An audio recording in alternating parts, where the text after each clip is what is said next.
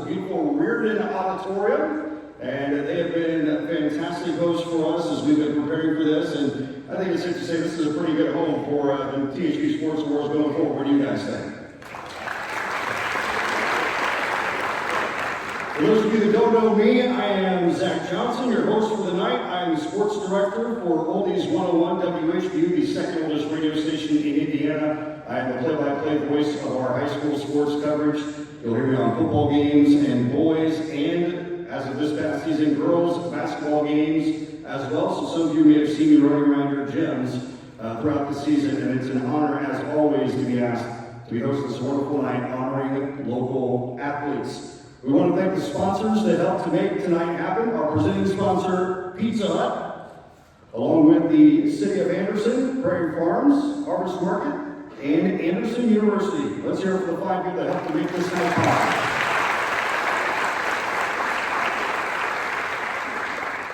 And this is our first year, our new home of Anderson University. And at this time, I would like to welcome to the stage a representative from Anderson University, Coach Johnathan, Coddington, the football coach of the Anderson University Ravens.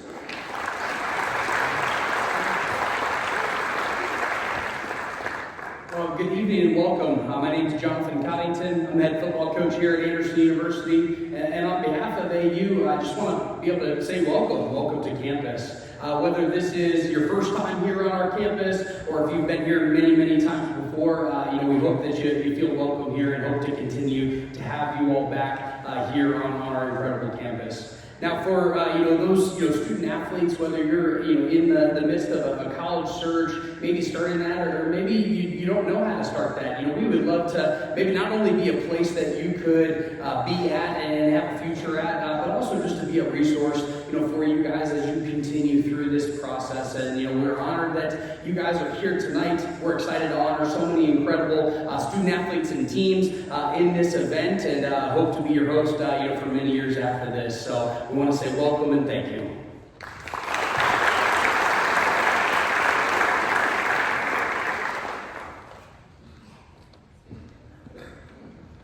Thank you again, Coach Coddington and Anderson University for helping to make tonight happen. Now, before we get into our awards proper, a few instructions are right to help everything run smoothly.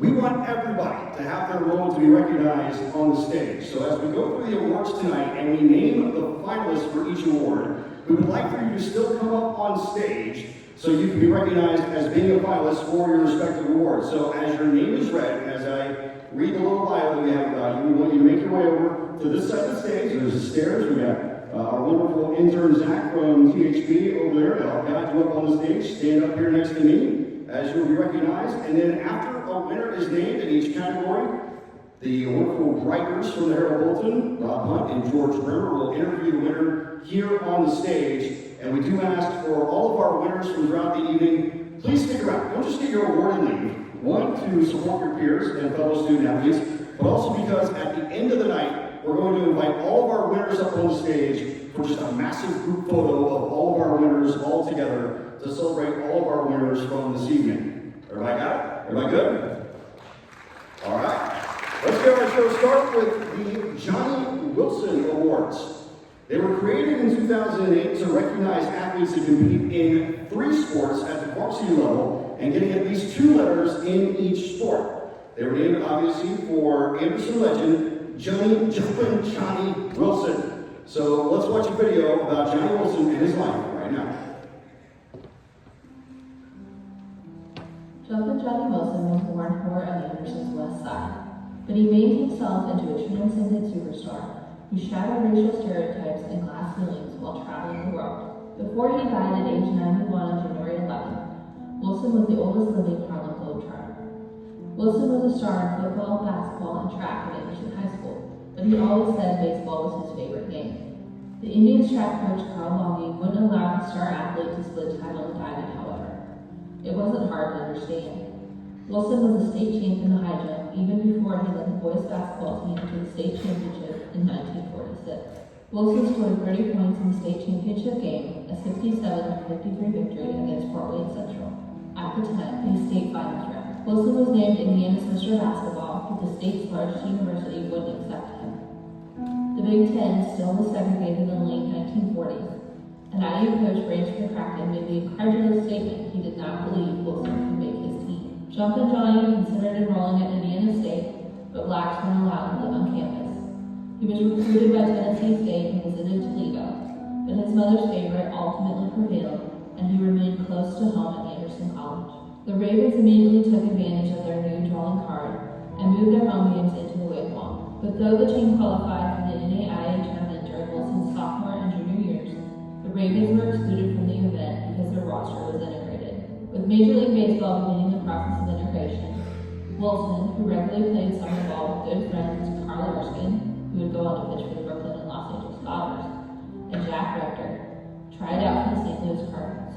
According to Erskine, the Cardinals scout told Wilson he was the best player at the event, but St. Louis wasn't ready to break the color barrier just yet. So Wilson played one season with the Chicago American Giants in the Negro League before joining the Globetrotters. After more than a decade playing internationally with the team, he returned home to Indiana. In 1959, Wilson became the first black head coach at an integrated high school in Indianapolis Wood. He later coached Malcolm X College in Chicago with his son John Jr. as an assistant, and returned to Anderson as the head coach of the girls basketball team. In later years, Wilson served as an assistant coach for his son at Lock Haven State College in Pennsylvania. An Indiana Basketball Hall of Famer, Wilson became an ambassador for his hometown and a true Anderson legend. The Herald Bulletin is proud to carry on the annual 3 Sport Awards for local athletes in his honor.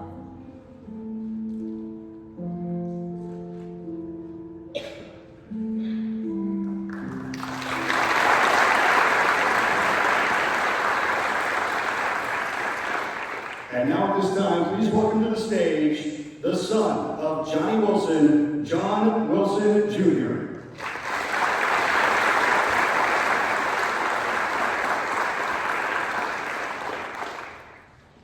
Thank you and good evening. I'd like to thank Anderson University for hosting the THB Sports Awards tonight. It's especially meaningful since my dad was a Raven during his college days. Also, a big thanks to the Anderson Herald Bulletin for organizing these awards and all their work. We really appreciate it. And also like to thank Scott Underwood for inviting me to be a participant in tonight's event. One of the things that I do when I talk about my dad and these sort of venues is I like to tell a story just to kind of let people know, something about him. And, he had a chance, he played with the Chicago American Giants in the Negro League, and that 1949.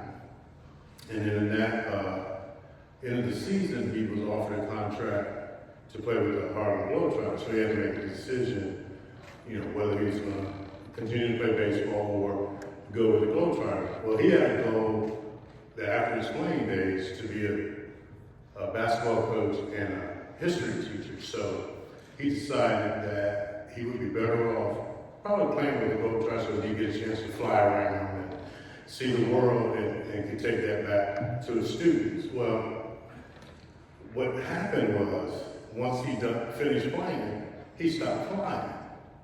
And he would get in a car to go to different events, drive. He'd drive many times from Pennsylvania, where we lived at the time, back to Anderson. And eventually he got older, so I became his driver. And we would drive to Kansas City, Memphis, Pittsburgh, just all over the place. And one day when we were in Brockhaven, he got a phone call from Dave Winfield.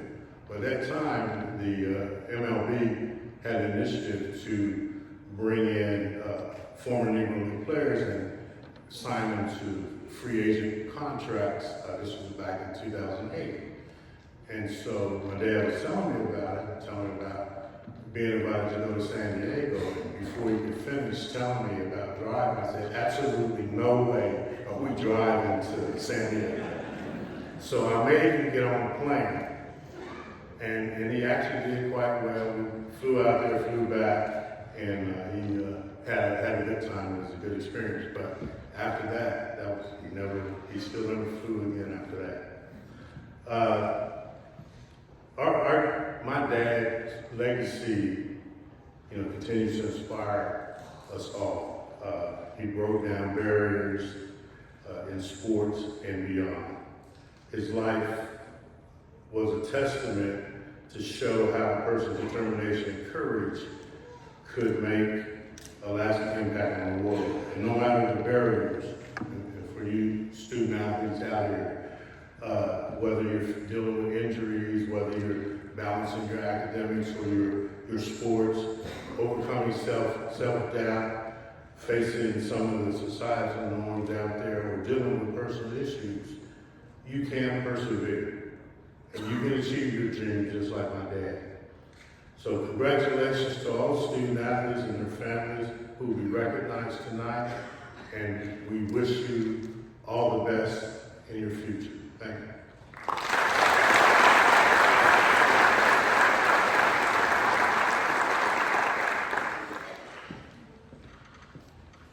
And now the nominees for this year's Boys Johnny Wilson Award. Again, as I say your name, please come up on stage. Up first, from Alexandria, Carson Cuneo. Cuneo has not only participated in football, basketball, and baseball, he's excelled in all three, earning 4 letters and all CIC honors in each. He rushed for 1,047 yards and 18 touchdowns in the fall, averaged 11 points and 8.2 rebounds on the basketball court, and batted .337 with 2 home runs and 9 doubles for the baseball team, all while graduating in the top 25 of his class. Carson Cuneo from Alexandria. Up next, Spencer Proctor from Anderson. He is the 2024 Red Haven Award winner, earning a total of 11 varsity letters, as well as the top GPA at Anderson. He was academic all-NCC in cross-country, track, and basketball, and has been part of 3 straight Madison County basketball championship teams. Proctor is a 2-time cross-country regional qualifier and averaged 3.6 points on the basketball court, where he also earned academic all-state honors. Spencer Proctor from Anderson. Our next finalist from Daleville, Merrick Adams. During his career as a distance runner, a long-range shooter, and a power pitcher, Adams has earned 11 varsity letters. He was a regional cross-country qualifier, scored 1,000 career points, graduates as Daleville's all-time leading three-point shooter for a career and in a game, and was an all-Delaware County selection with a 4-2 record and a 1.21 ERA and 74 strikeouts in 40 1/3 innings this spring. He also holds Daleville's single-game strikeout record with 20 Ks. Merrick Adams from Daleville.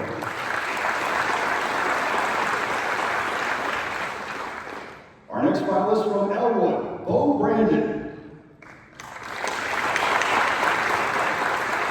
In addition to being an accomplished race car driver, Brandon has earned 12 varsity letters playing basketball and excelling for the tennis and golf teams. Brandon was the lone Elwood player at this year's Madison County Golf Tournament with a 91, averaged 5.4 points for the basketball team, and was the team's number 2 singles player on the tennis courts in the fall. Bo Brandon from Elwood. Our next finalist from Frankton, Garrett Ellis.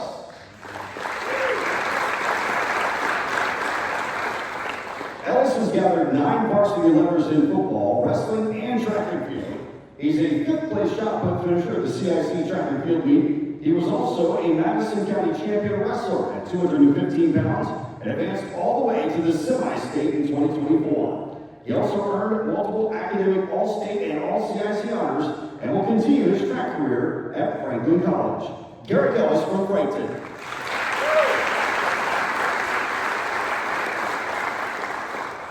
Our next Johnny Wilson Boys finalist from LaPel, Nick Whitty.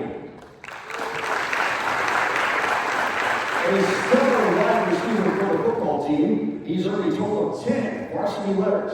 He has 2 all-time all-state selections, caught 79 passes for 1,078 yards and 11 touchdowns last season, and will continue his football career at Wabash. On basketball, he averaged 4.4 points and 3.2 assists, while typically being tasked with guarding the opposing team's top player. and participated for the track team the last 2 years. Nick Whitney from LaBelle.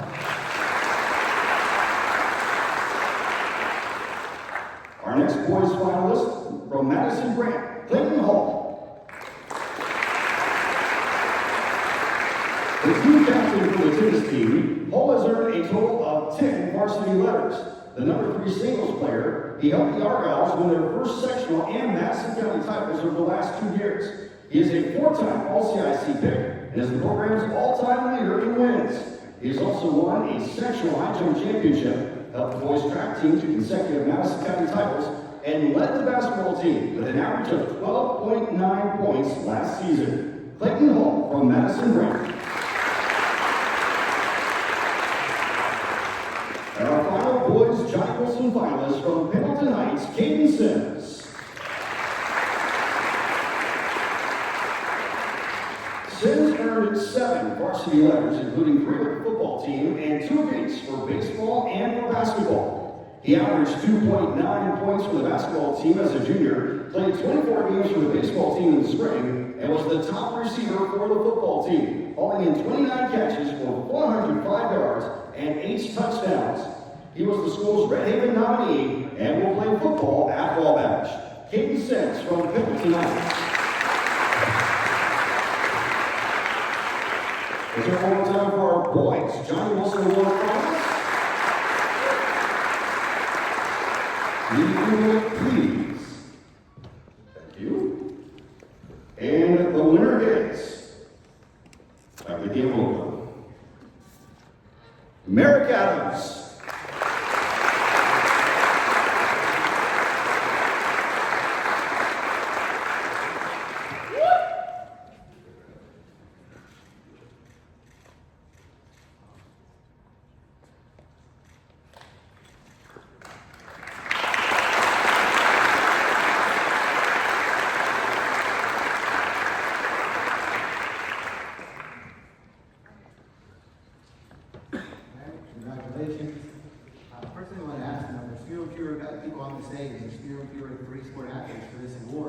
What advice would you have for younger kids out there? Why is it good to play multiple sports? I'd say the best advice is just go for it. I don't think there's any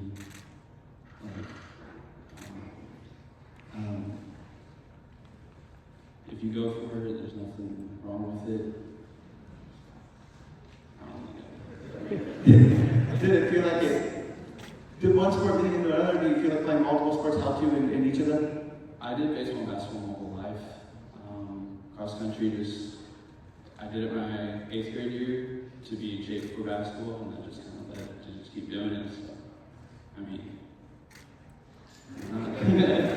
I know we talked to you earlier at Hilton. You said, "What was like that's my deal? What was that family atmosphere? What makes that so special?" I think it's because it's such a small school. Everybody knows everybody. I got there and immediately I had teammates right there with me all day, every single day. I played with them in the summer, I played with them during the school year. So, I mean, once you're with someone 24/7, I feel like that's family. Congratulations again.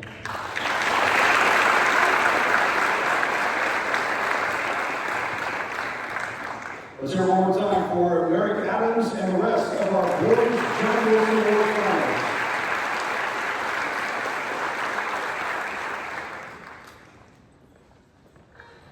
And now we move on to our girls Johnny Wilson Award, starting with our finalists from Alexandria, Caitlin Flowers.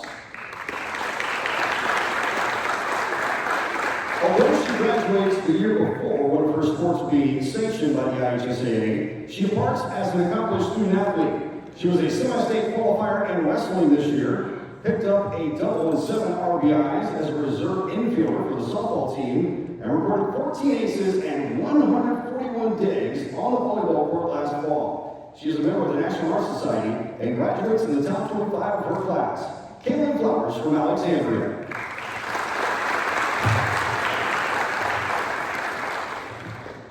Our next Johnny Wilson Award finalist from Anderson, Talisha Simons.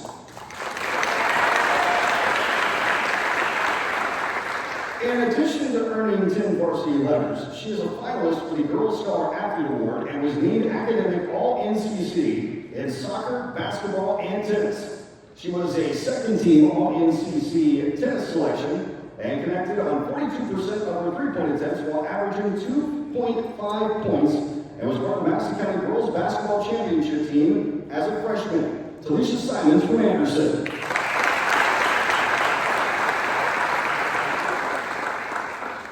Our next girls finalist from Anderson Prep Academy, Julia Smith. Smith made school history this spring when she became the first female runner to qualify for a track and field regional. She did so in the 300 hurdles and holds the school record in both hurdles races. She garnered 12 varsity letters, 4 each in basketball, volleyball, and track during her career, and she will continue her track career at Indiana University East. Julia Smith from Anderson Prep Academy. Our next girls Johnny Wilson nominee from Daleville, Emma Voss. Voss has earned 10 varsity letters, including 4 each for volleyball and cheerleading, and 2 for basketball. She was a key contributor for 3 volleyball sectional titles, as well as the 2024 basketball sectional championship. She recorded 126 kills last fall and was second on the basketball team with 5.3 rebounds per game. As a senior, she capped her athletic career with an MEC cheerleading championship. Emma Voss from Daleville. Our next girls Johnny Wilson finalist from Elwood, Savannah Garcia. Garcia will continue her track and field career at Trump after an extensive athletic run where she accumulated 19 varsity letters, 3 volleyball, 8 cheer, 1 golf, 3 swimming, and 4 track in her career with the Panthers. She has twice been honorable mention All-CIC in volleyball, is a conference and county champion in the 100 hurdles, and has earned academic All-State or All-CIC honors in every sport. Savannah Garcia from Elwood. Our next finalist comes from LaPel, Annalise Stowe.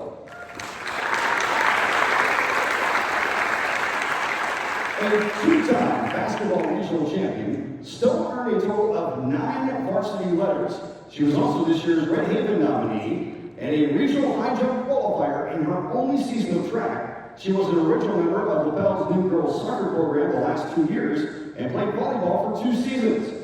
She averaged 6.5 points per game for the 2-time county champion basketball team and ranks second in her class with a 4.3 GPA. Annalise Stowe from LaPel.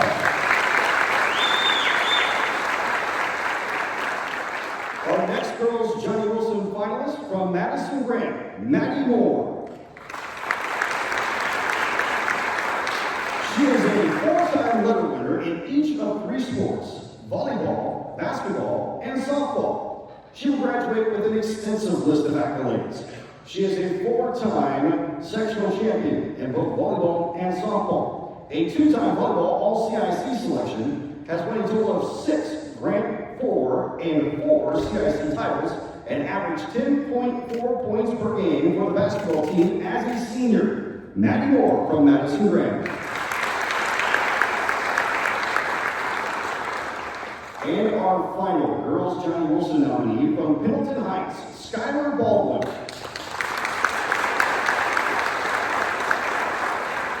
Baldwin earned 9 varsity letters during her career, including 4 for golf, 3 for basketball, and a pair for softball. She was the Madison County Golf Medalist in 2023 with a career best round of 83. She averaged 8 points and 2 steals as the defensive stopper for the basketball team and batted .412 in the spring with 3 home runs in softball. Skylar Baldwin from Pendleton Heights.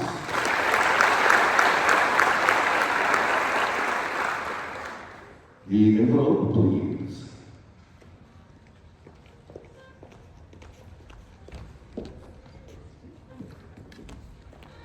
And our girls Johnny Wilson Award winner is Skylar Baldwin from Pendleton Heights.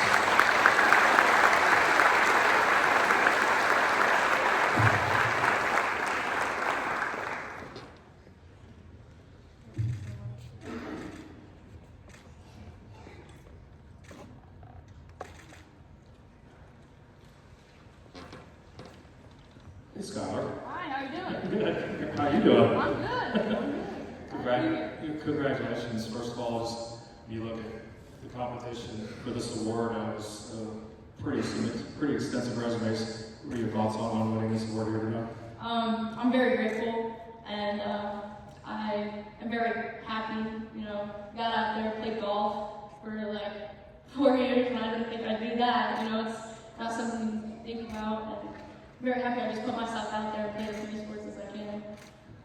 One thing that always struck me was the effort and the passion you played, particularly on the basketball court with. Where does that passion come from? Let me tell you, this kid left a lot of skin on that court. That was nice. I think I have a few scars still from basketball, but it comes from the team. I play for them, and they really just fuel me. I don't know if that makes sense, but they're family, and I do anything for family. So. One last thing, I know you're going to be attending Ball State. Figure sports to be a part of your life going forward in some way? Maybe some intramural sports, but I decided that sports, you know, I want to share the love, maybe pick up a little kids team, coach them, and share the love of the sport instead of hoard it and play it. Skylar Baldwin.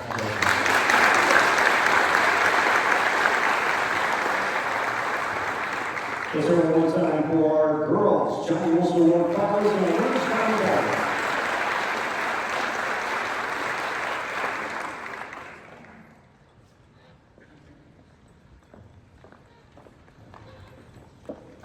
A real quick note on the on-stage instruction. Not trying to call anybody out, not trying to embarrass anybody, but you know, y'all Johnny Wilson finalists, you're kind of hiding in the shadows back there. We would prefer if you stood a little bit more closer to the front, more in line with my podium when you're standing up here, please. So everybody can see you under the nice lights here at Reardon Auditorium. For our next award, it is the Scholar Athlete Award, where we recognize the students that put the students in student athlete. And at this time, I'd like to present the sponsor of the award. It is sponsored by the City of Anderson, and here is the Mayor, Thomas Broderick.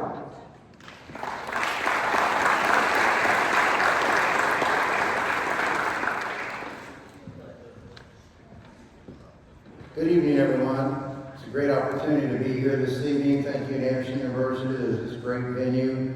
AU has continued to be a great partner in our community, and the fact that they're working with the Herald Bulletin to make this happen really says a lot for them, so thank you.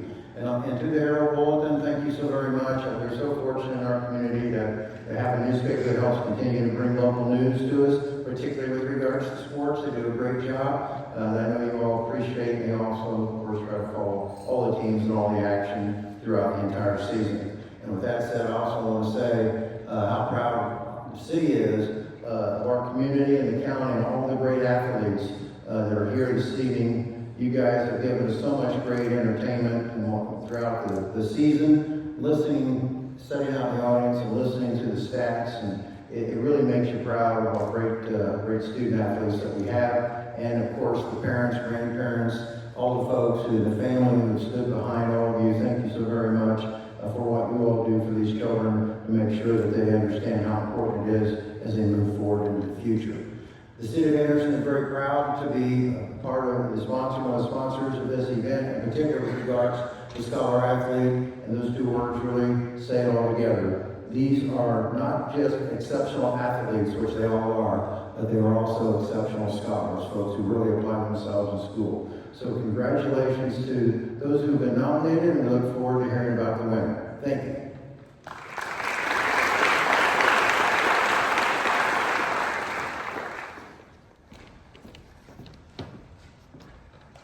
Thank you, Mr. Mayor. And now the finalists for our Girls Scholar Athlete Award. Up first, from Anderson, Talisha Simons. This is her second time on the stage this evening, as she was also Anderson's Girls Johnny Wilson Award nominee. She maintained a 4.735 GPA while participating in soccer, basketball, and tennis. She was a second-team All-North Central Conference selection for the tennis team and was a 42% shooter from three-point range last season for the basketball team. She will attend Cal Tech in Pasadena this fall Talisha Simons from Anderson.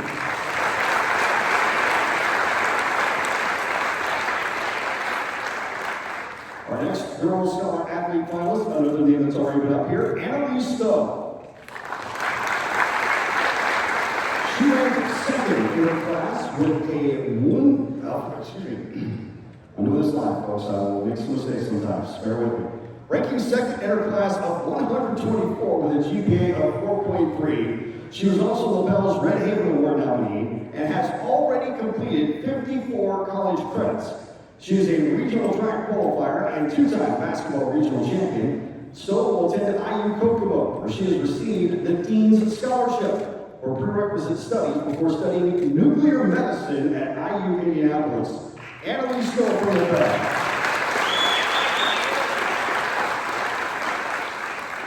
And our final Girls Scholar Athlete finalist, Nikki Ward from Liberty Christian. Ward posted a GPA of 4.4 in her valedictorian status for her graduating class. This spring, she posted a 348 batting average, shared the softball team lead with 9 RBI, and was among the volleyball team leaders in digs and serve receptions. She has served numerous service projects for the National Honor Society, her church, and the Student Council. Nikki Ward from Liberty Christian.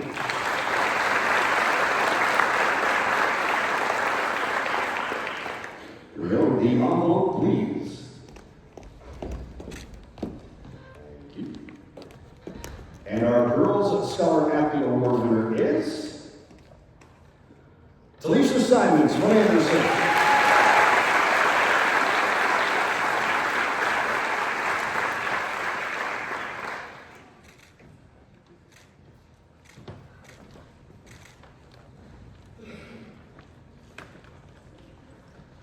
Congratulations. So I'm told backstage in the Caltech, maybe we're out in Einstein and studied. Yes, I think he taught there. Yeah. Just a few people there. What are you studying? Biology. That's what biology. And what's the career goal? I want to do pre-med and maybe get MD, PhD. So how do you balance being an athlete and being a student and accelerating in both areas? It's really about keeping a schedule and staying on it as long as you can. So, about track. Congratulations again.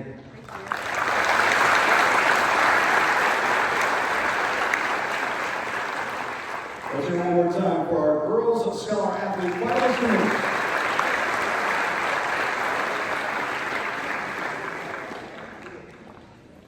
And now we move on to our Boys Scholar Athlete Award. Up first, from Anderson Prep Academy, James Hornacher.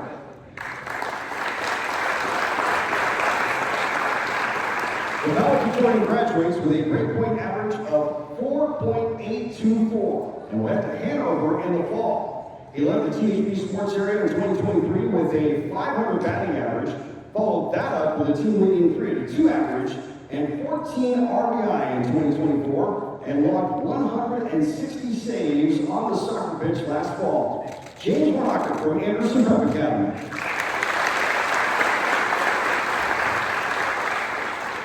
Our next Scholar Athlete Award finalist, Dylan Pratt from Frankton. Pratt graduates with a 4.431 GPA after a record-breaking career with the Eagles track and field team. He's going to continue running at Anderson University and will take 42 college credits with him after completing multiple AP courses. He has won multiple Madison County championships as advanced to regional after helping break the school's 1,600-liter relay record. Dylan Pratt from Frankton.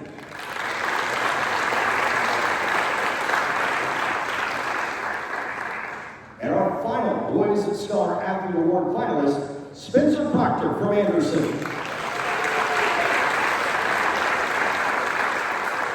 He's already been to the stage once tonight because he was also Anderson's John Wilson Award nominee, and he was the 2024 Red Haven Award winner. He graduated with a 4.927 GPA and is the valedictorian of his class. After earning 11 varsity letters in cross-country, basketball, and track and field, He is a Lilly Scholarship finalist and will study engineering at Purdue in the fall. Spencer Proctor from Anderson.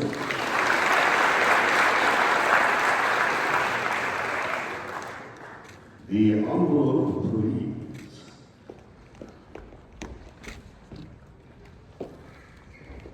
And our 2024 Boys Scholar athlete is, as I prove I'm not a scholar by struggling to open an envelope, Spencer Proctor from Anderson.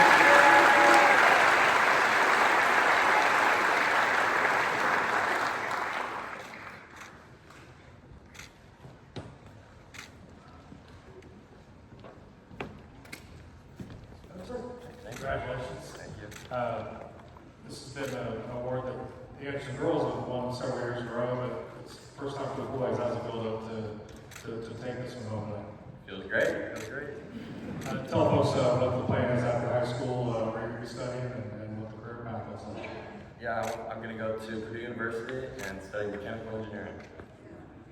Tell me about the Red Apron Award, which is also the first time Anderson won in quite a while. What was that experience like to take home that award?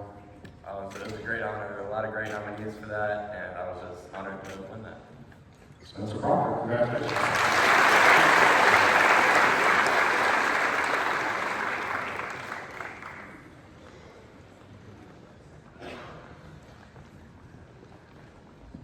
All right, let's hear it one more time for our Scholar Athlete Finalist Award.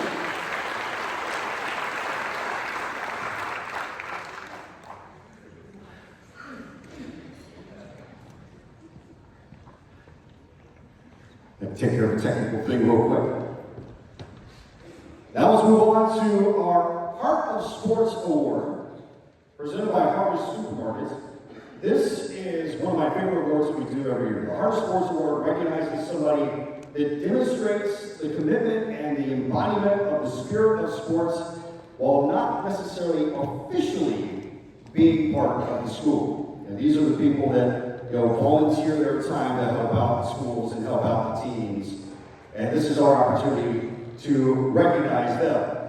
So now here are the nominees for this year's Heart of Sports Award. From LaPel, Dalton Clark. A senior at LaPel, Clark utilized his photography talents to capture the exploits and successes of Bulldog athletes.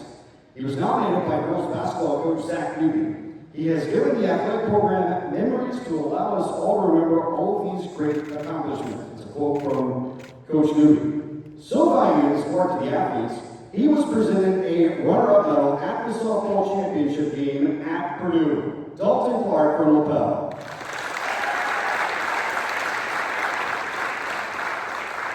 Our next Heart of Sport nominee from Elwood, Jeff Green.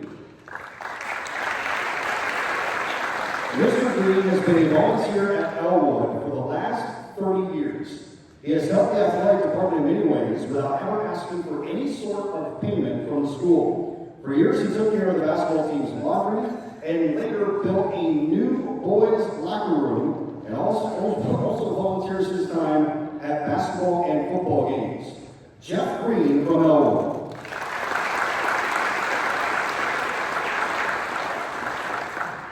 Our last Heart of Sports finalist, I want to say this right, Val Vinokurova from Liberty Christian.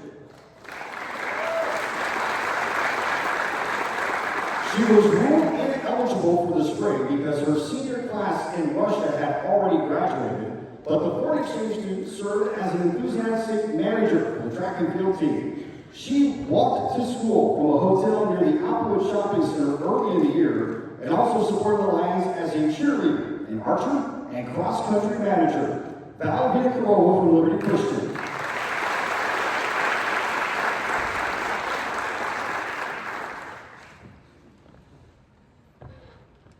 And even roll, please. And our 2024 Heart of Sport Award winner is Jeff Green from Elwood.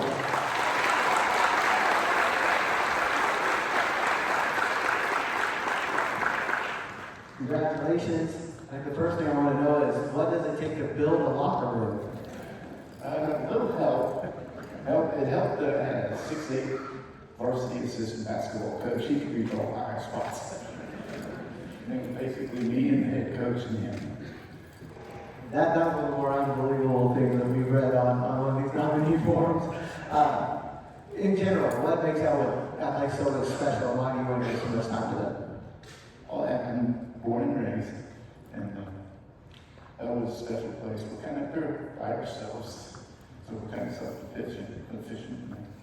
And I just like giving back to the Panthers. We call it Panther Pride. So thank you so much for that.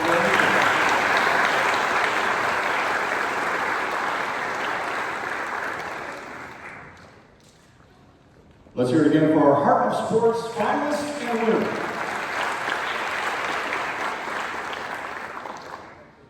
Now we move on to the Breakout Player of the Year. This award recognizes a player that made a major impact at the varsity level for the first time. The ones that you hadn't heard their name before, but by the end of the season, you knew who they were. Now let's meet our boys Breakout Player of the Year nominees. Starting with Harry Brooks from Madison Grant Baseball.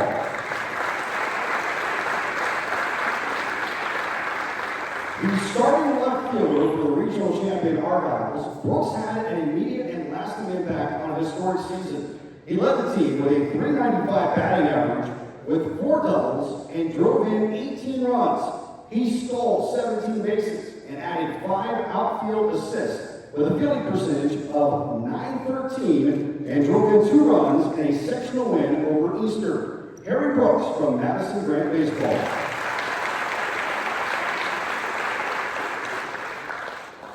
From LaPel Baseball, Jackson Bright.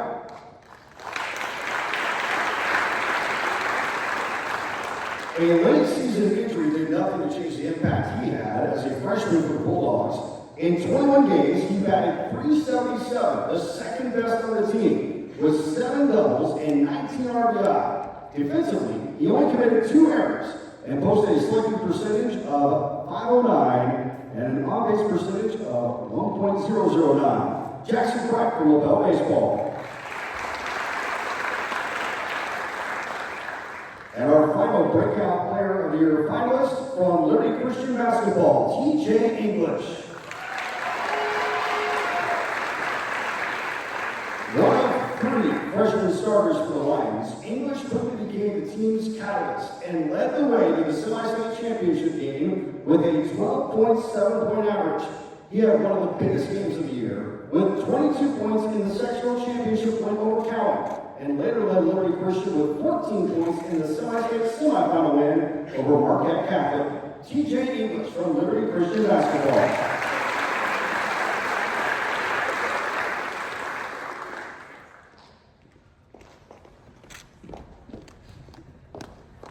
And our 2024 Boys Breakout Player of the Year is T.J. English from Liberty Christian Basketball.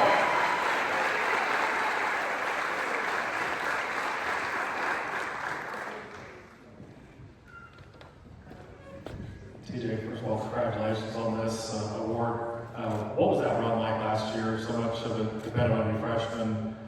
What was that run like for you guys through that term? It was just a very big year for us, and I just really, we just.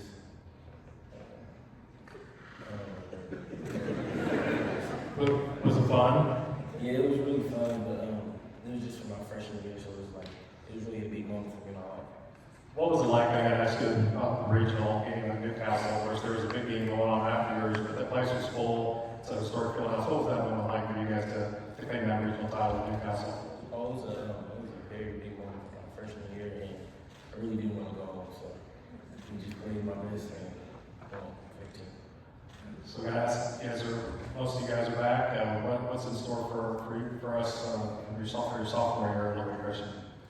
Play harder and just get better and get in the gym. And I want to just thank my coach Norm and my teammates. TJ?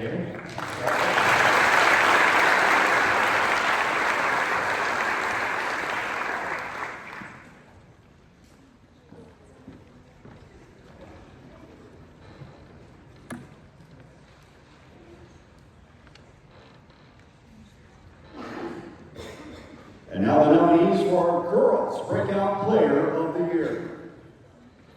From Alexandria Softball, Brindley Humphreys.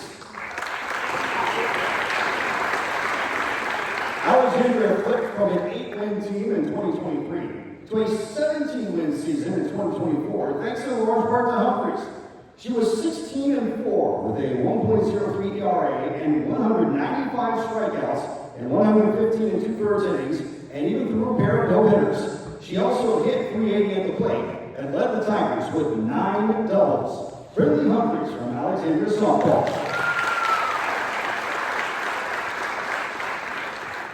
Our next breakout player nominee, Ada Hupper from Middleton Heights Basketball. Ada was named a large school underclass all-state honorable mention by the Indiana Basketball Coaches Association. She averaged a double-double in her first season on the court, averaging 10.6 points and 11.3 rebounds, while recording 15 double-doubles and establishing a program mark for rebounds in a season. And over the summer, she received her first D1 offer from St. Louis. Ada Hupper from Middleton Heights Basketball. Our final Girls Breakout Player of the Year finalist, Maddie Marsh from Pendleton Heights Wrestling.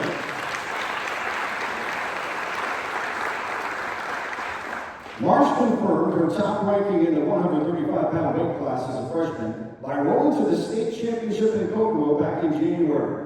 She recorded her first 3 finals wins by fall before capturing the title with a 7-2 decision, and since January, she has won 6 more state or national tournaments. Maddie Marsh from Pendleton Heights Wrestling.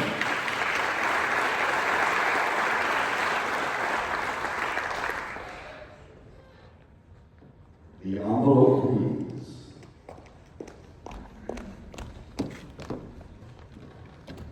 And our 2024 Girls Breakout Player of the Year is Maddie Marsh from Pendleton Heights Wrestling.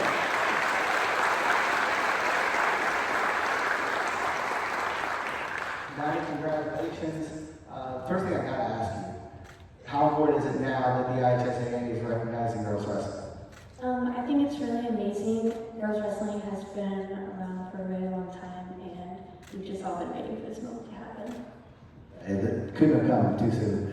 I want to ask you about Katie Kriegel. How important has she been to you in your development, but also as somebody, as a role model? When I started wrestling, I had joined her club, and she was such a huge mentor growing up, and she still is.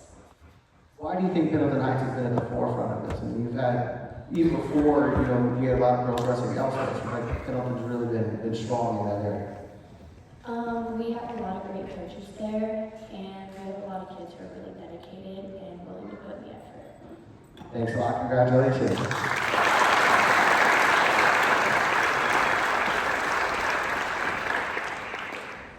Let's hear it one more time for our finalists and winners for Breakout Player of the Year. And now we move on to the Comeback Player of the Year, sponsored by Prairie Farms. The Comeback Player of the Year award recognizes an athlete or a team that has overcome unique circumstances to exceed expectations. And we'll start with our Girls Comeback Player of the Year nominees. Our first finalist from LaPel Softball, Kristen Davis.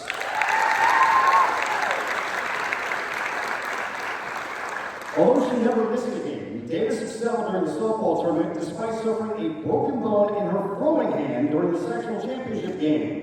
She was 4 for 4 with 3 RBI in her first game back as LaPel won its first regional title. And she faced the Bulldogs for the semi-state championship and the Class 2A runner-up spot. Kristen Davis from LaPel Softball.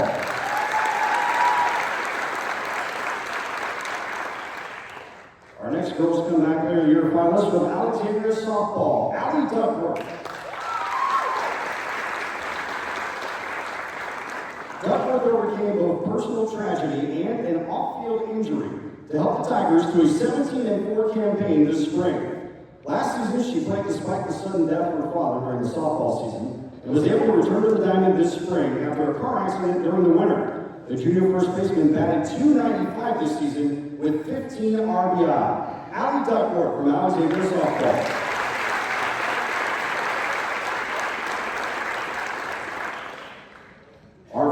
Comeback Player of the Year finalist for the girls from Lapel Track and Field, Regan Stuckey.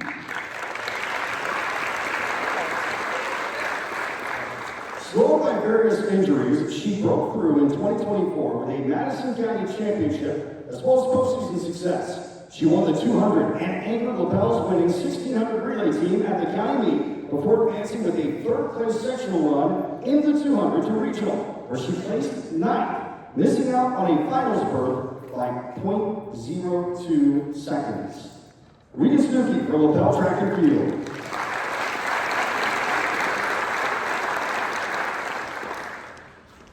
And the winner is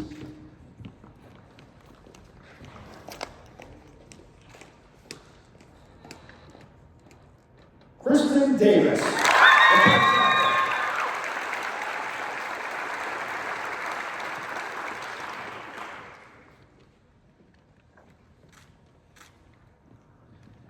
Kristen, I feel like we've talked a couple times here lately.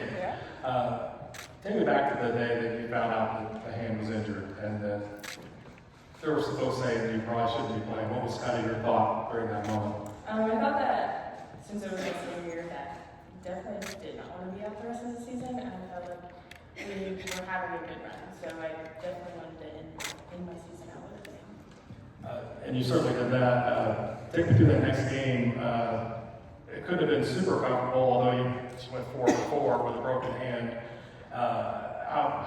What were those at-bats like? Did you kind of have to bite your tongue a little bit when you made contact? Definitely, yeah. It was a bit uncomfortable just hitting the ball, but I had to change my swing up a little bit, but it worked. Sure did. Congratulations, Kristen Davis.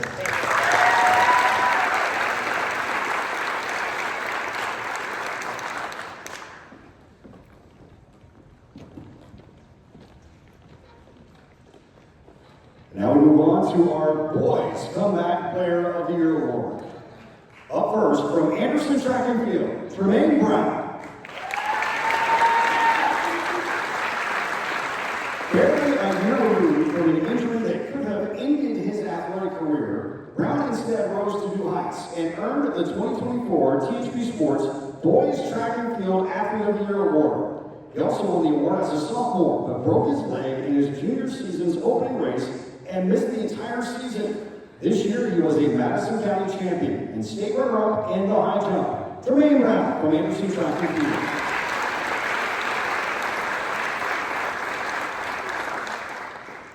Our next Boys Comeback Player of the Year finalist from Milton Heights Baseball, Clint Miller.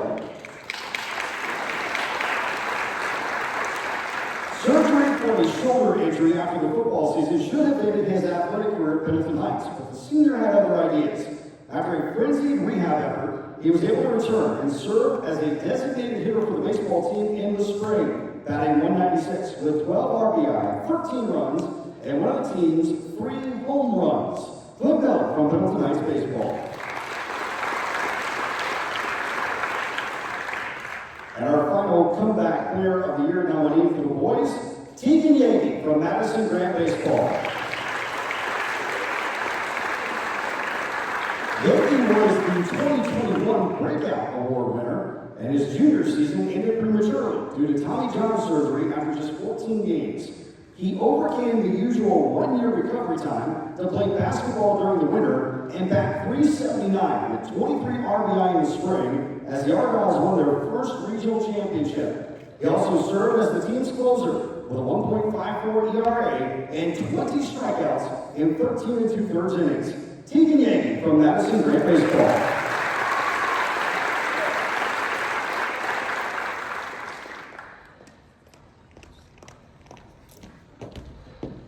And our 2024 Boys Comeback Player of the Year is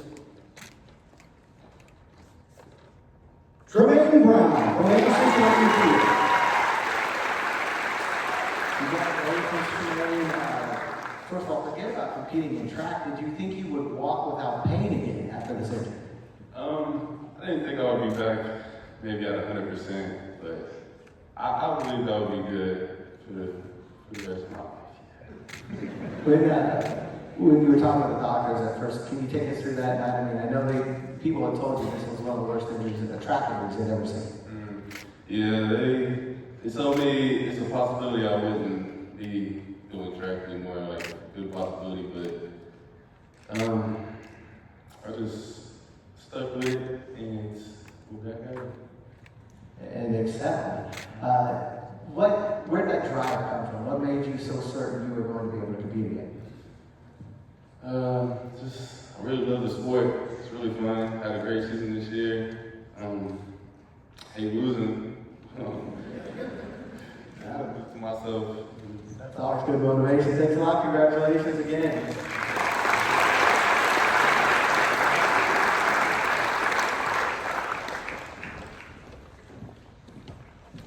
Let's give it up one more time for our girls and boys. Come back, player of the finalists and nominees. Real quick before we move on to our next award, I want to take a moment and bring out my wonderful stage assistants I have this evening. You may have seen them. Liliana and Camille, please come out here. Let's give it up for our two wonderful stage assistants here.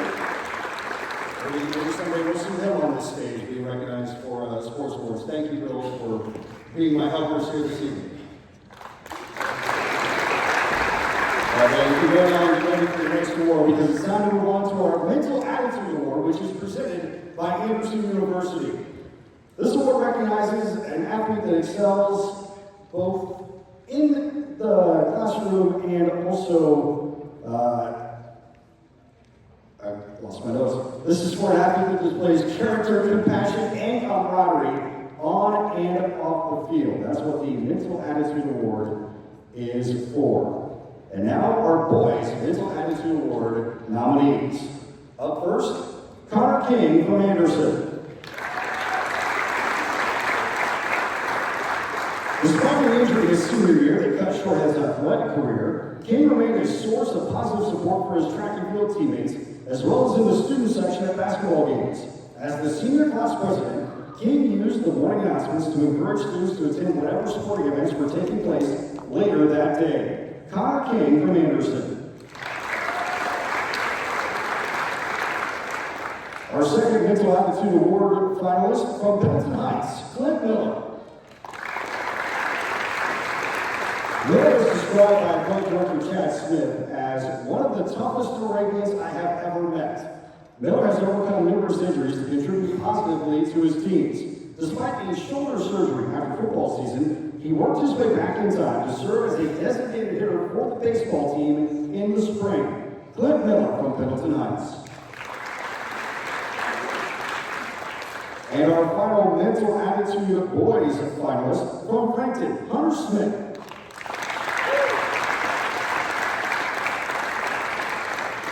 Always the first to lift up a teammate or an opponent, Smith is considered a top role model in terms of sportsmanship and character for Frankton's cross-country, track and field, and swim teams. His swim coach said that she has never seen Smith with a negative attitude, and he is a great asset to any team with a great positive attitude that is contagious. Hunter Smith from Frankton.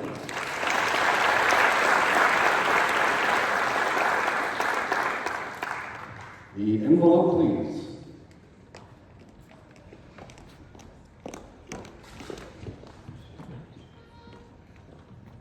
And our 2024 Boys Mental Attitude Award winner, Clint Miller from Pendleton Heights.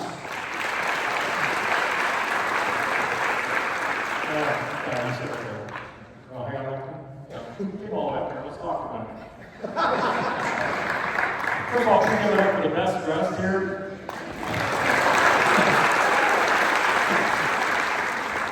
If we come up with that award, we're going to name that here. First of all, your career at Frankton.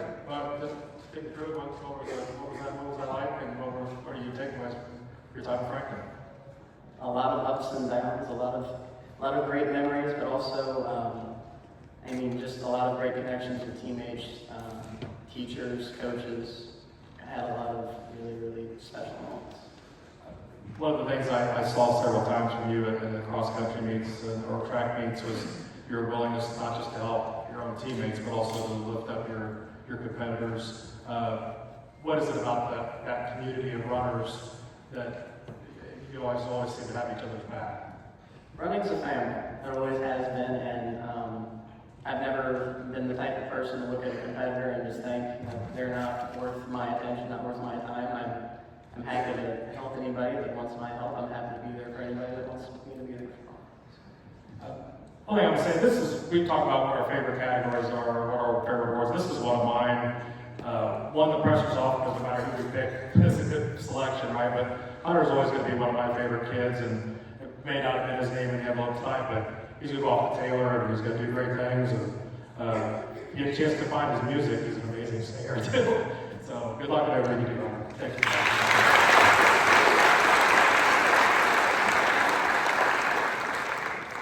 And now we move on to our Girls Mental Attitude Award nominees.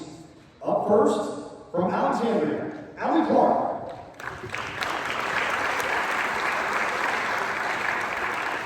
Clark overcame personal tragedy to excel on the Alexandria tennis and volleyball courts and in the classroom. Clark's mother passed away suddenly during her sophomore year, but she persevered with 4 Madison County and sectional championships, 3 CIC titles, and was the school's Red Haven Award finalist.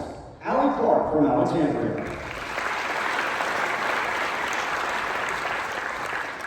Our next Girls Mental Attitude Award finalist, Kristen Davis from LaPel. One of the greatest hitters in the history of LaPel softball and the scoring catalyst of the emerging girls soccer program, Davis is also considered a high-level role model. She posted a 4.3 GPA and is described as someone who is always wearing a smile and is passionate about what she does. Carrying herself with class and confidence, she will attend Purdue in the fall. Kristen Davis from LaPel. And our final Girls Mental Attitude Award nominee, also from LaPel, Riley DeHart.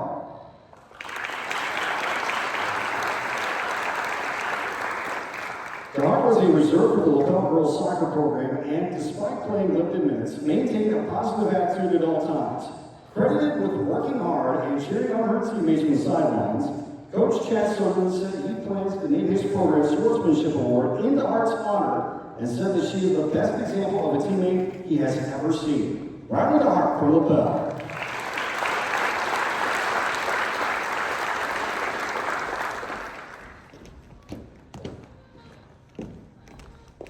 And the winner is Allie Clark from Alexandria. Congratulations, Allie. How much did you lean on your coaching staff, as you were just overcoming Coach Reardon? Oh gosh, you have no idea. I mean, I don't listen to Rob Newman, who they saved my life. I mean, they really did. I would have not been able to get through what I went through. I would have not been able to push through and won all my accomplishments without them. We talked about family earlier at AOL. Is that a major thing with Alexandria too? When you go through something like that, does it go way beyond sports now? Oh my gosh, absolutely. On the court, off the court, I wouldn't have done it. None of us. I mean, we have all faced a lot of hardship on that team. And we are family, we talk to each other, we bond, we share so much good memories. You were able to give back a little bit with Lily Hart when she was going through a similar situation, and then you're going to be a teacher. So I guess you can kind of give back, many times over the years. Is that part of the motivation? Yes, actually. After what happened, I really leaned on the teacher, and she opened up her classroom to me, and she created the safe space for me, and I want to do that for the future generation of students. Thank you so much. Congratulations.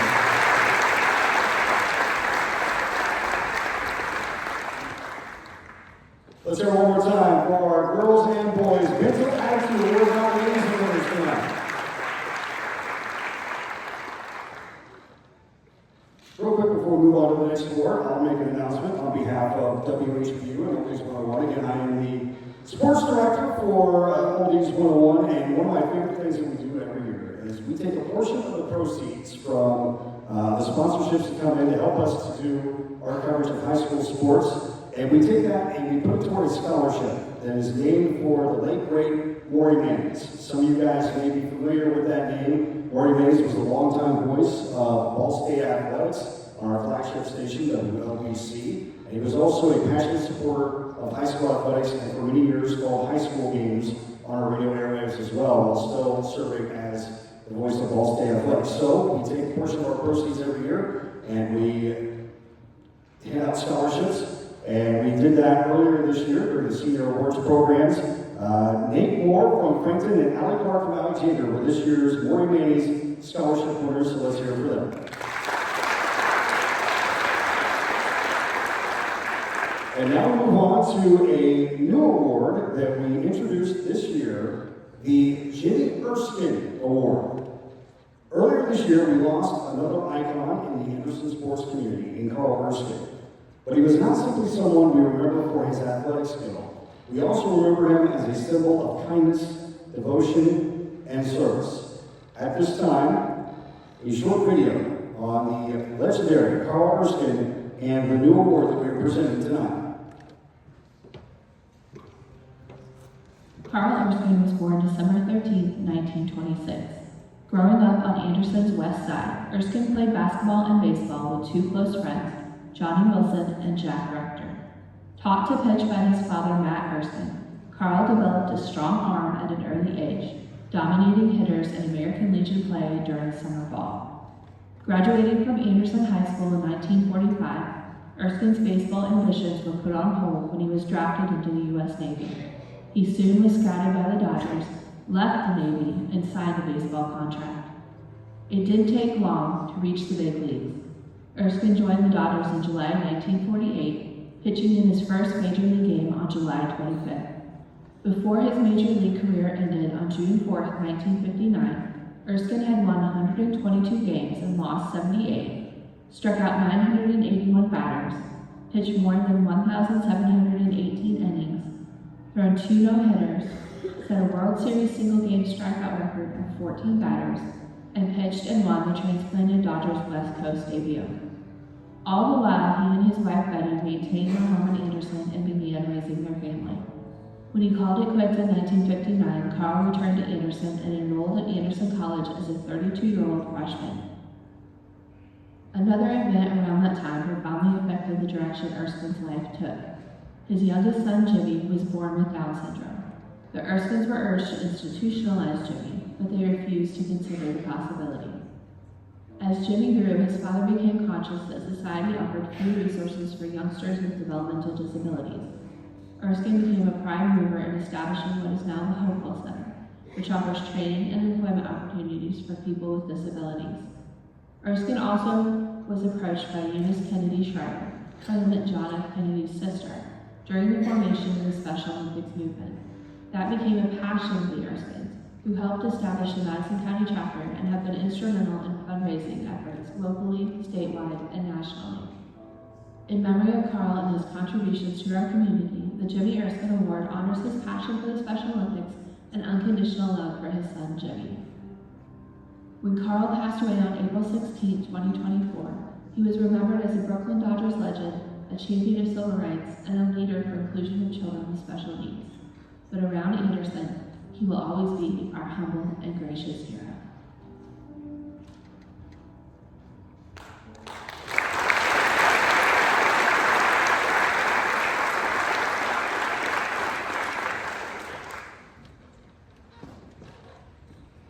Now it's time to present our inaugural Jimmy Erskine Award.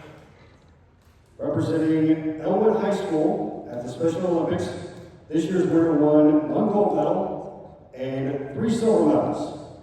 George, this year's Erskine Award winner. Our inaugural winner is Avery Brooks.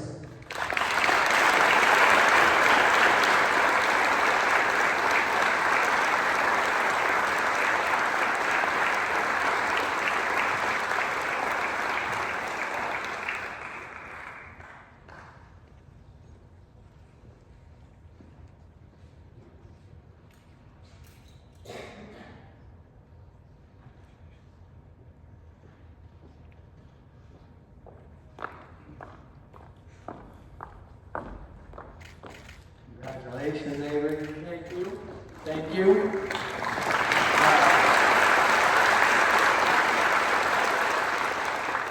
What does it mean to you to be able to represent Elwood, not just on this stage, but out there in the Special Olympics as well? I mean, representing Special Olympics is what I can do because I don't do a lot of sport with the high school, but I can do it throughout Special Olympics. Absolutely, and excel at it. How much do you owe, I guess, or how much credit do you give to Shane Leisure helping you out and helping out the whole team? I give him a lot of credit because without him, I wouldn't be here today. And how about athletes like Carl Erskine who kind of shine a spotlight on what Special Olympians do? I mean, what they do is they do a lot for them. Absolutely. Thank you so much. Congratulations.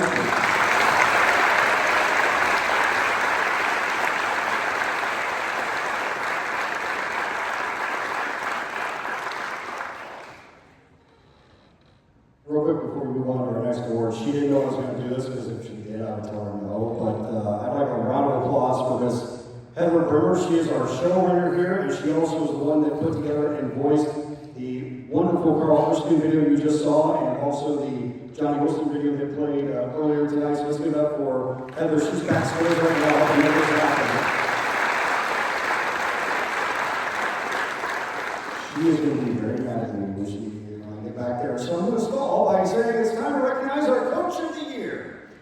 This obviously recognizes the best coach of the year in boys and girls sports. So let's meet our finalists for Coach of the Year. First up, the coach for Liberty Christian boys basketball, Norman Anderson.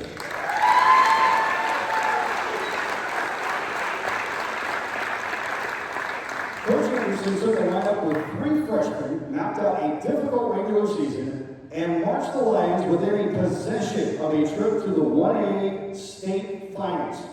After a disappointing regional loss in 2023, the Lions bounced on Seton Catholic in Newcastle to advance to semi-state, where Liberty Christian defeated Marquette Catholic before dropping a 3-point decision to Canterbury in the final. Norman Anderson from Liberty Christian boys basketball.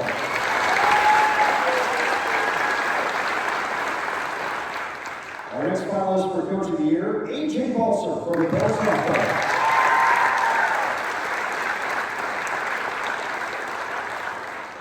All Balser did his first season as the high school softball coach of the Bell was lead them to their first Madison County Regional and Semi-State Championships, and also to a little thing called the 2A State Finals. He was masterful in guiding a young team with just 1 senior to a program record 24 wins, as well as managing a deep pitching staff, utilizing several talents on the team to keep hitters off balance. A.J. Balser from LaBelle Softball.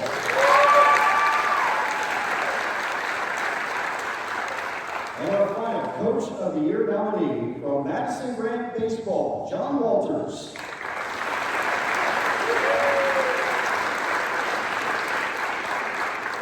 Like Walters made his debut season a memorable one as he guided the Argyles to their first regional championship. He guided a relatively young squad with just 3 seniors to a 17-11 season and a sectional championship upset win over host Eastern behind the pitching of Xavier Gagey. The Argyles defeated CIC rival Frankton to advance to the semi-state before succumbing against the 2-time defending state champion. John Walters from Madison Grant Baseball.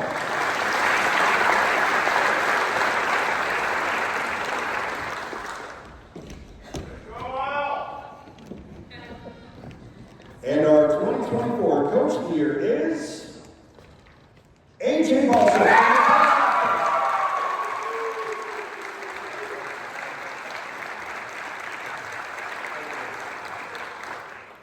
Coach, congratulations. Looking back when you took the job and going through preseason workouts, did you envision the type of season that the LaBelle Bulldogs softball team had? Man, I just had no clue what we were in store for. Long season. I mean, we talked about many things of the first, and we did that this year. Hats off to these guys, supported me all season long. My coaching staff. I mean, I couldn't have done any of this without them. Obviously, my wife sticking beside my side. I stay out in the softball field till 8, 9 o'clock about every night. So. A lot of work involved, but like I said, these girls, they worked their butts off to get to where we did, and a huge accomplishment, and looking forward to moving forward. Got to ask if there was a moment during the season, for me, I started to suspect there's something about this team in that Madison County Championship game, not just winning it, but the way you won it against the, I think it was 6-time defending champs. Was there a moment like that for you during the season where it clicked, like, this team could do something special? Yeah, I mean, winning the Madison County tournament was huge. I mean, that was something special, and moving on to the postseason and winning the sectional was just an unbelievable feeling. I'm from LaPel, I'm born and raised, and I played sports. I never experienced that myself, so it just an awesome experience. Now, you could look at this one two ways. You only graduated one player. She's pretty good, though. Where's she at? Okay. Yeah. She's pretty good. She's all state and everything. But the rest of that team is coming back. What can we expect from LaPel softball next season? Right. No, absolutely. Give it up to Katie. Huge successful season. She played 4 years with 3 different coaches. So I wish I would have had the opportunity to coach her throughout. But next season, we have a great group of girls coming back, successful. We got a great pitching staff. I'm looking forward to that. We'll see what we can do. Congratulations, AJ Mulder. I want to say that all three of these coaches have a strong fourth of back, so we might see the same 3 guys up here next year. Congratulations once again to our finalists and our winner for Coach of the Year. And now we move on to Team of the Year, which recognizes the top performing teams of the year across all sports. And as I talk about these teams, the stage is going to get a little full, but we invite all representatives from those teams that are in the house to please come up on the stage and rep your team. Starting with LaPel softball. It was a history-making season for the Bulldogs, who finished 24-6 and were the Class 2A state runner-up. The 24 wins, including the first Madison County title, is a program record, and the Bulldogs captured their first regional title with a 9-1 win over Madison Grant and a semi-state championship with wins over South Adams and Hebron. Kristen Davis batted at .553, Tatum Hartford clubbed 7 home runs, and junior Carly Jennings and freshman Annie Bodenhorn paced a pitching staff with an ERA of 2.31. LaPel softball. Our next finalist for Team of the Year, Liberty Christian Boys Basketball. With a lineup that included 3 freshmen, the Lions battled a tough schedule in 18 games and came within 3 points of a trip to the state finals. With senior Devin Kelly, who averaged 8.3 points a game, serving as the heart and soul, and freshman TJ English and his 12.7 points a game, Kendrick Martin and his 11.4 points, and Tyler Fuller with his 8.2 points and 3.1 assists. Playing key roles, Liberty Christian defeated Seton Catholic at Newcastle for the regional championship and edged out Marquette Catholic in Michigan City to advance to the semi-state championship game. Liberty Christian Boys Basketball.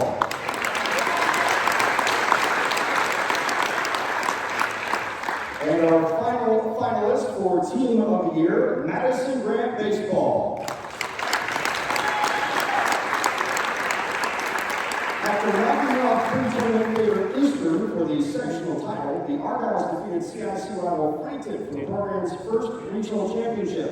Led by freshman Harry Brooks with a .395 and senior TV Yagi with a .370 at the plate, and juniors Xavier Yagi and Luke Gilman on the mound, the Argyles finished 17-11 under first-year head coach John Walters. The road ending at the hands of 2-time state champion and 2024 runner-up Ileana Christian at semi-state. Madison Grant Baseball.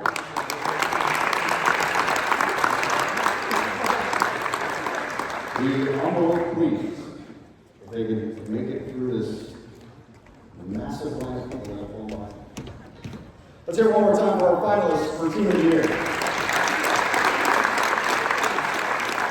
And the 2024 Team of the Year is LaPel Softball.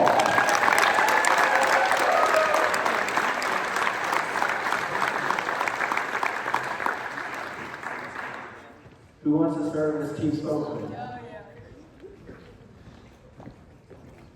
Congratulations. And first of all, when you look up here and you hear the accomplishments, what does it mean to just be a part of this group? This is a really great group. They've made a bunch of accomplishments throughout the year. It seemed like every time we turned around this spring, you guys were doing something for the first time. Did you kind of gain confidence each time we win the first county? Does it help you to win the first regional, to win the first MSA? I think it does. This is just a great group of girls. I'm so proud of all of them, and especially the coaches. We couldn't have done it without them. One of the toughest things, in my experience, is to get that team chemistry to form right away. You had a new head coach, and a lot of young players. What was it about this group that you came together right away? I think AJ definitely helped us. He came in and he was quick to it and definitely gelled us together as a team. Congratulations to all three teams.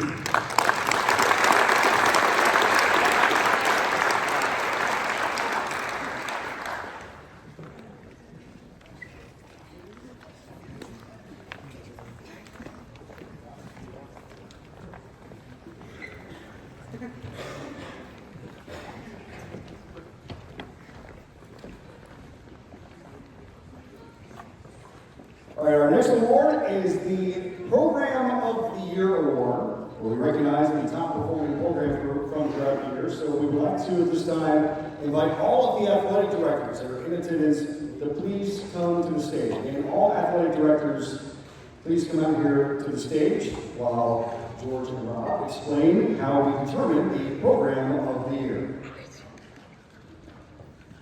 First, I'm gonna pull a Zach, and I'm gonna honor somebody who didn't know what's gonna happen. When I first interviewed Rob for this job, I said, I want you to be the Kyle Wainwright of Madison County. And I think now Kyle Wainwright is the Rob Hunter measure time. So congratulations, and Rob, on everything you did. So we have a good thing about that.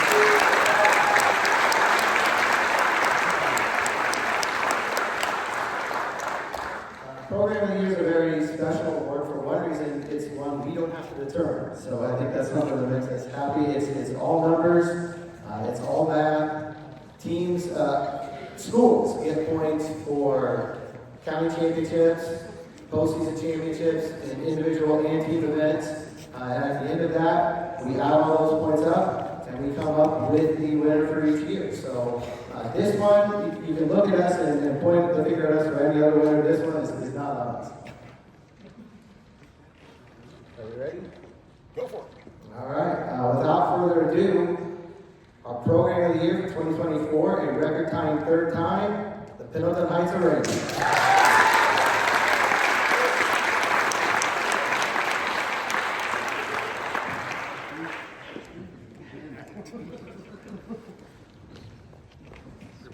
Coach, I know people are gonna, it starts with David Gerald, obviously, winning the state title. But the depth this year for these programs, I mean, you had county championships in several sports, lots of individuals advancing. What makes Pendleton Heights athletics as a whole click? I don't know. I really don't. We just got a bunch of great student athletes that work their tails off, and great coaches that work their tails off, and good things happen when you work hard. That's what we tell our student athletes.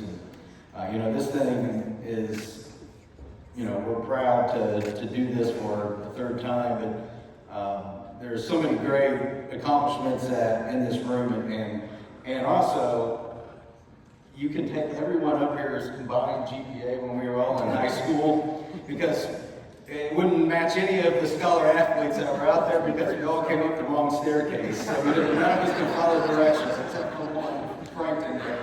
I guess they did all right. So, but we're proud, and I couldn't do it without this guy right here, our assistant AD, Adam Ritz. He's right there in the trenches with me. So we're proud to do this again. Congratulations, thanks a lot.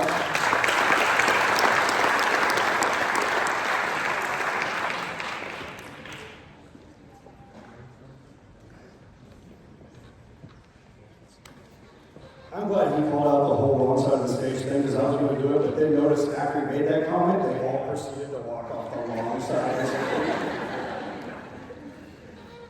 I promise that somebody will come over there and see you eventually. Somebody will walk off the right right side of the stage. All right, as we are about to move on to our final two awards of the night, I would like to first remind all of our winners from throughout the evening, please stick around. After we present our final two awards, we are going to be taking a group photo of all of our winners from tonight together here on the stage. We're going to bring everybody back up to take a group photo, so please, if you're one of our winners from earlier in the night, do not leave after we hand out the last award, because we'd like you to stick around for a few minutes. Our final two awards of the evening are the Overall Athletes of the Year. This recognizes the top overall boys and girls athletes from fall, winter, and spring sports. Basically, to be a finalist for this award, you had to be named the THB Sports Player of the Year in your respective sport. Now here to help present this award for the Girls Athlete of the Year. Up first, I would like to welcome Nancy Coomer from My River Pizza Hut to the stage.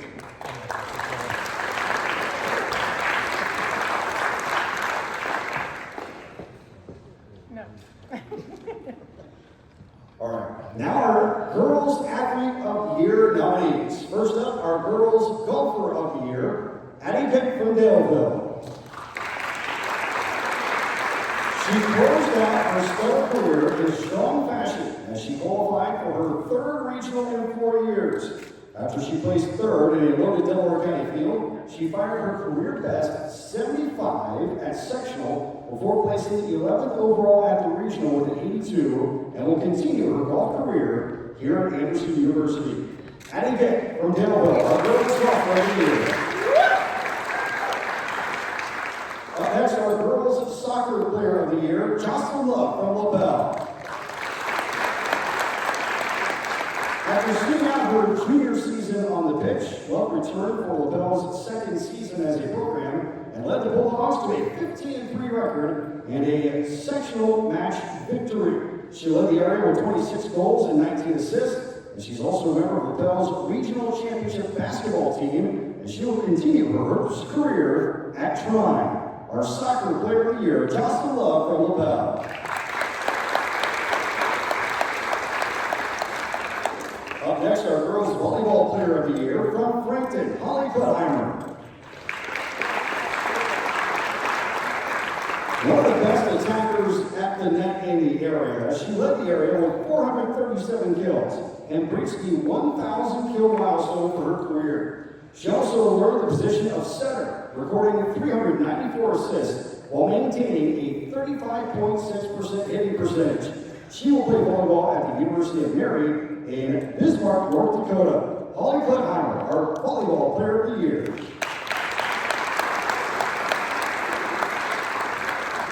Up next, our Girls Cross Country Runner of the Year from Pendleton Heights, Ava Jarrett.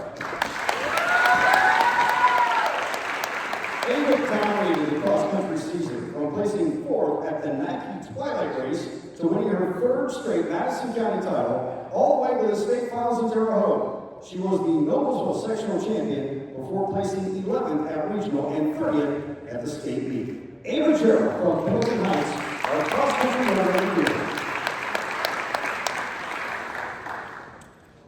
Our next Girls Athlete of the Year from swimming, Mallory Gentry from Pendleton Heights. Gentry wrapped up the high school portion of her swimming career with 4 podium finishes at the Hampton Southeastern Sectional. She placed 8th in the 50 freestyle, 7th in the 100 breaststroke, and was part of 2 top 5 relay teams. She will continue her swimming career at Kalamazoo College. Mallory Gentry from Pendleton Heights, our swimmer of the year. Our Girls Basketball Player of the Year from LaBelle, Lanaya Wills. After averaging a double-double with 19.3 points and 12.8 rebounds per game for the second straight season, Wills eclipsed the 1,000-point plateau during LaBelle's second straight regional championship win. The 541 points she scored this season is a program record, and she has recorded 47 double-doubles in her 58 career games at LaBelle. Lanaya Wills from LaBelle, our Girls Basketball Player of the Year. Up next, our Girls Tennis Player of the Year from Alexandria, Allie Clark. Clark recorded a 16-5 individual record this season and graduates Alexandria as a 4-time Madison County and sectional champion and won 3 Central Indiana Conference titles. She was also the school's Red Haven nominee, a North-South All-Star selection this season, and posted a 3.9 grade point average and will study elementary education at Butler. Allie Clark from Alexandria, our girls tennis player of the year. Up next, our girls track and field athlete of the year, Ava Gerald from Pendleton Heights. After capturing her first state championship in the 3,200-meter run, Gerald has added a track and field athlete of the year award to her 2 cross-country awards. She won the McCord Award at the county meet for the 2nd straight year and won sectional titles in both the 1,600 and 3,200 before breaking her own school record in the latter at the state finals. Ava Gerald from Pendleton Heights. Our final 2 Girls Player of the Year nominees come from softball. First, the Softball Player of the Year, Caitlin Goodwin from Pendleton Heights. Although her team could not advance to semi-state for the 3rd straight year, Goodwin's season was special. She had a .462 with 1.446 OPS, 8 home runs, 35 RBI, 12 doubles, and 3 triples, while only striking out 7 times in 111 plate appearances, and will continue her softball career next season at Dayton. Our girls softball player of the year, Caitlin Goodwin from Pendleton Heights. And our final girls athlete of the year finalists are softball pitcher of the year from Alexandria, Brendley Humphreys. The lone freshman in this year's group, Humphreys had an instant impact on the Alexandria program. She posted a 16-4 record with a 1.03 ERA in her high school debut, including 2 no-hitters and 195 strikeouts and 115 2/3 innings. As a result, the team's win total increased from 8 in 2023 to 17 this season. Our softball pitcher of the year, Brendley Humphreys from Alexandria.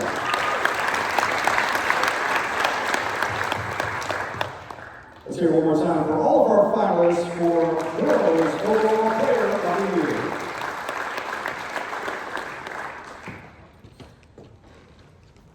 The envelope, please.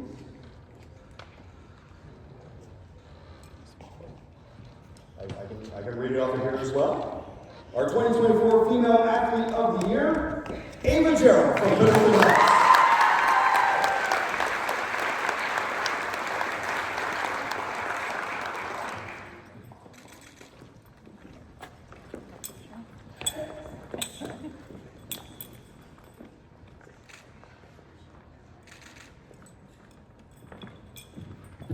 Let's give it up for all these finalists.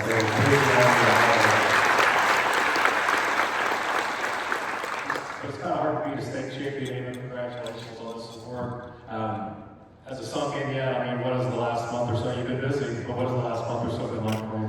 Yeah, so after state, leading up to state, I guess, I've been, I was practicing, by myself kind of. So I was going into work there, and then after state, actually, I had 2 extra meets. I went to the All-Star meet, and then I went to the New Balance National meet after that. So, how did those go? Tell me about that. First the All-Star meet. Yeah, I was able to, I did PR on the 16, but the 800 I did PR, so that was kind of what I was going for, so I was pretty happy about that. And there was this little race in Philadelphia, the New Balance National Championships. 2-mile run. How'd that go? Yeah, I went really well. I actually was able to PR in that, which I was really happy about. So yeah, I was, really looking forward to that meet the whole year. And so it was really great seeing all the work I was putting in, it paid off. One thing about this year was you were really healthy the entire year for the first time. How big a difference was that for you this year in terms of confidence to go out and know that you were at your best? Oh yeah, it was really great to be able to go through the whole season and not have any injuries like I have in the past. I know with my coaches, we kind of were very cautious about that. So, all my track coaches,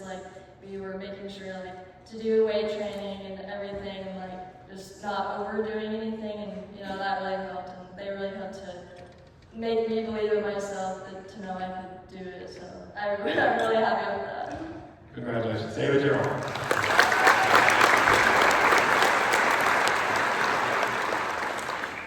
Let's give it up one more time for all of our girls athletes in the finalists. Now we move on to our final award of the evening, the Boys Athlete of the Year. Here to help me present that one, Gary Cooper from Michael Valley Pizza.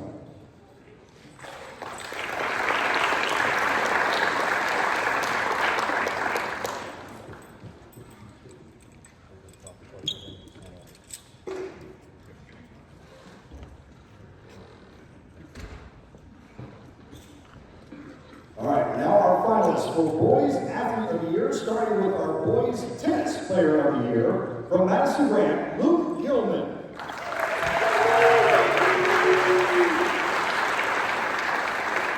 The winner of this award for the second straight year, Gilman posted a 17-4 record and led the outgrounds to the program's first Madison County Boys Tennis title. The team finished 20-2 and captured a second consecutive Central Indiana Conference title, and Gilman earned his third All-CIC selection in as many years. Luke Gilman from Madison Grant, our Tennis Player of the Year.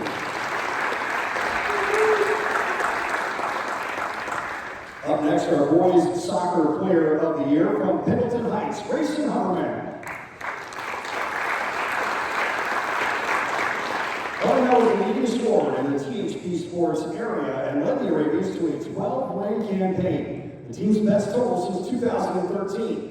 He tallied 12 goals and tied for most assists with 8. The Arabians earned a share of the Hoosier Heritage Conference Championship as Hummerman scored Pendleton Heights' lone goal against Greenfield Central and added a goal and an assist in the 2-0 win over Newport. Grayson Hummerman from Pendleton Heights, our Boys Soccer Player of the Year. Up next, our Boys Cross Country Athlete of the Year, Cameron Smith from LaPel.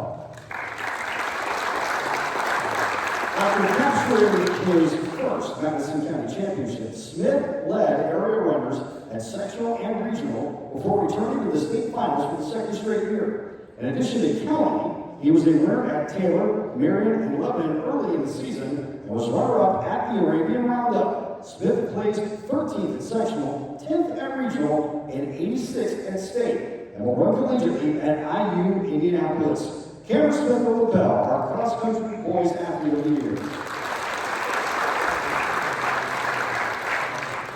Up next are 2 football players of the year. First, the Offensive Football Player of the Year from LaPel, Devin Craig.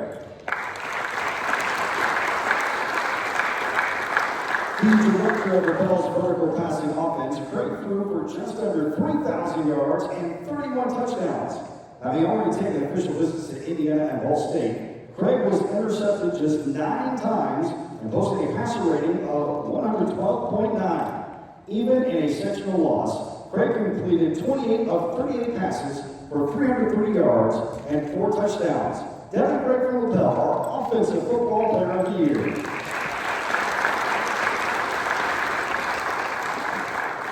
Up next, our Defensive Football Player of the Year from Pendleton Heights, Nolan Sowers.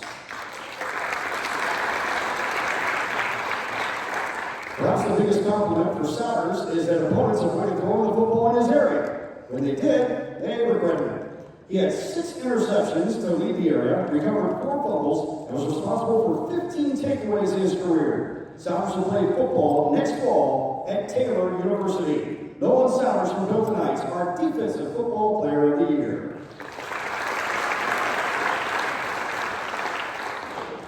Our next Boys Athlete of the Year finalist from Pendleton Heights in wrestling, Jalen Covington.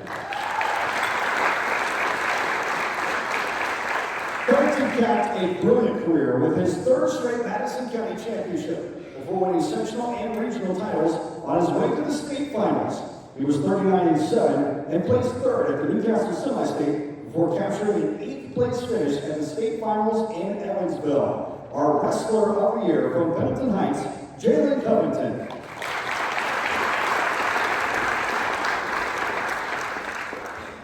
next, the boys swimmer of the year from Pendleton Heights, Jacob Simpson.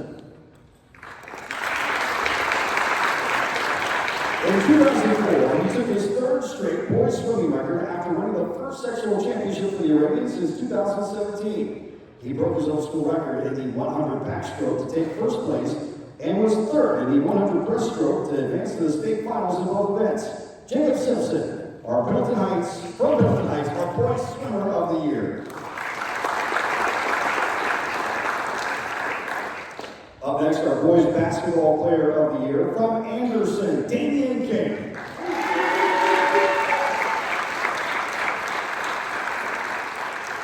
King was named to the underclass of grade 15 and the Indiana Junior All-Stars by the Indiana Basketball Coaches Association after leading Anderson in scoring and rebounding.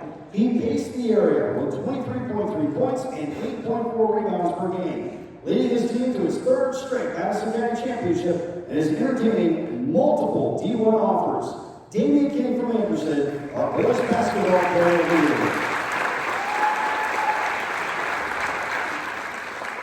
Up next, the boys track and field athlete of the year, also from Anderson, Tremaine Brown.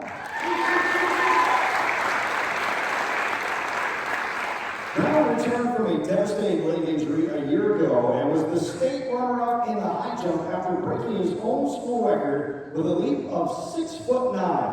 Brown also won this award in 2022 and captured the Madison County High Jump Championship this year and will continue his track career at Vincennes. Our boys track and field athlete of the year, Tremaine Brown from Anderson.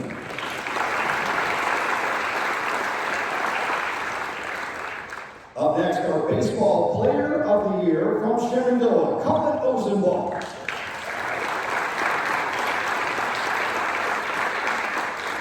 A monster offensive season for Ozenball helped Shenandoah maintain a high level of success. The junior Louisville commit hit .507 with an OPS of 1.597, 4 home runs, 37 runs, 9 doubles, and 32 walks.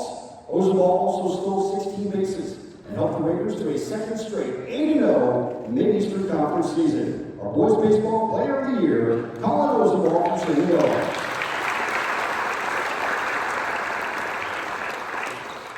Up next, our baseball pitcher of the year, Brandon Stevenson from Pendleton Heights.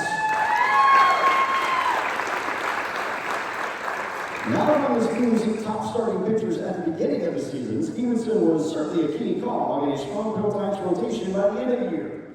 The future Ball State Cardinal earned Nick Muller MVP honors with wins over Anderson and Alexandria, posting a 7-0 record with a 1.73 ERA and pitched the Arabians to a sectional win over Mount Vernon. Our boys baseball pitcher of the year, Brandon Stevenson from Pendleton Heights.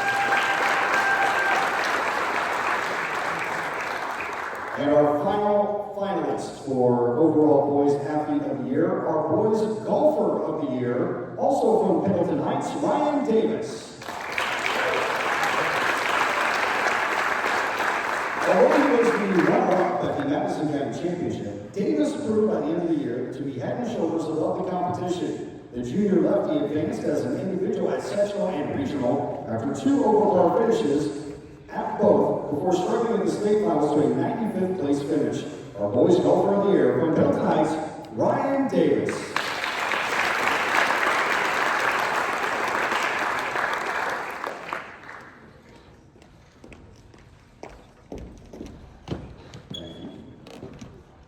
And our overall boys athlete of the year, Tremaine Brown.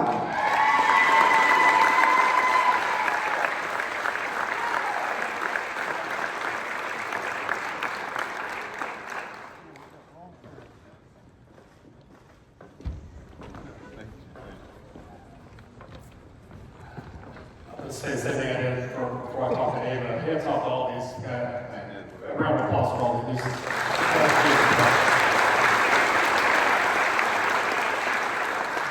Congratulations on this award.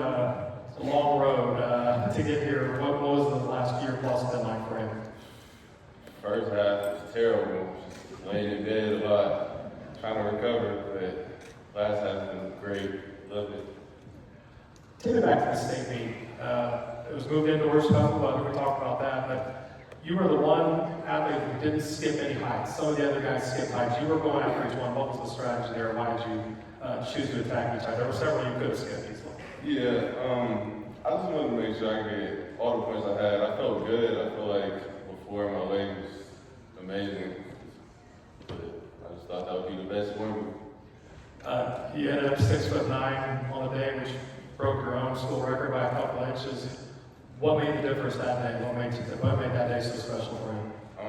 I just had an unreal amount of focus that day. I can't even explain it. Just locked into my sport. And kind of late in the game, possibly partially because of the injury, you're going to have an opportunity to compete collegiately. How much does that mean to you to get a chance to go further your education and continue to compete? It means everything. I mean, I wasn't really going to go to college unless I did play sports or anything, so I'm very excited to be able to do that. Spank Brown, everybody. Congratulations.